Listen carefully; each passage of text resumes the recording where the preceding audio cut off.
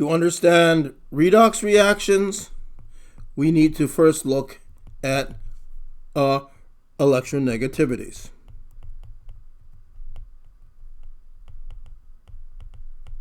Which will go by the Greek letter chi. The rule is, for a favorable redox reaction, an electronegative atom is an element on the right side of the periodic table. It wants to gain electrons to reach the noble gas configuration. It is very readily reduced. An element on the left side of the periodic table wants to lose electrons. It wants to be oxidized, again, to reach a noble gas configuration. That's the most important principle. We can first, let's then review what we know about electronegativities. For the main group, what is the most electronegative atom? And the answer is, put it in chat, it is fluorine. That's the greatest. And for the transition metals, what is the most electronegative atom? And the answer is gold. So the closer a transition metal is to gold, the more electronegative it is. The closer a main group atom is to fluorine, the more electronegative it is. And there really is one more element that we should look at, which is its own special character, which is hydrogen. And the electronegativity of hydrogen, it's less electronegative than carbon, and it is more electronegative than boron. And we can, the last thing is, what's the easiest way to compare transition metal electronegativities to main group? The electronegativity of carbon is around the same as, put in chat what element carbon's electronegativity is around the same as. And the answer is gold. And so the ordering in blue that I just wrote allows us to compare one part of the periodic table to another, and you can verify that the numbers are correct when you actually look at the values. Okay, so let's now use our knowledge of electronegativities to determine which atom in a pair is more easily reduced. So 1, fluorine or chlorine, which atom is more easily reduced? And the question is, which one's more electronegative? And fluorine is more electronegative. It is more easily reduced. We can now look at zinc or cadmium. You actually have to find zinc and cadmium on the periodic table. Zinc is element 30. Cadmium is element 48.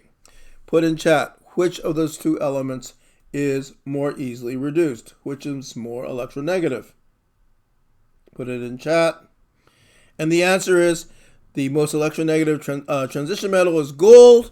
Cadmium is closer to gold. It's more electronegative, and therefore it is more easily reduced.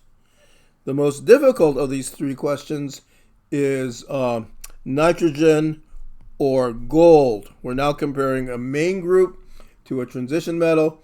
Which is more easily reduced? And what you have to do is just think about what you know about how to compare them. I'll put it in chat. Which is more easily reduced?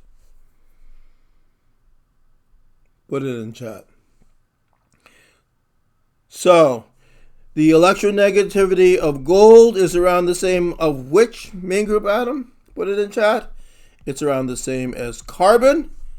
Carbon is further away from fluorine, so it is more electropositive than fluorine. And therefore is more electropositive than nitrogen, and therefore the electronegativity of nitrogen is greater than that of gold, and therefore nitrogen is more easily reduced. Okay, now let's go to the next thing. What if we were going to compare an element, a given element, in two different conditions?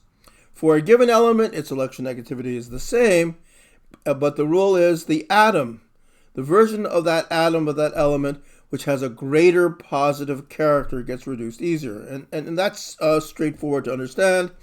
If you've got a greater positive character, are you going to be more or less attractive to minus charges? And by Coulomb's law, you will be, put it in chat, more attractive. So the greater the positive character for a given element, The more easily you'll attract the minus charges, the more easily you'll attract electrons. And so with that, we can do 2 questions. Chromium 3, or chromium 6. Which is more easily reduced? Well, chromium 6 is more positive.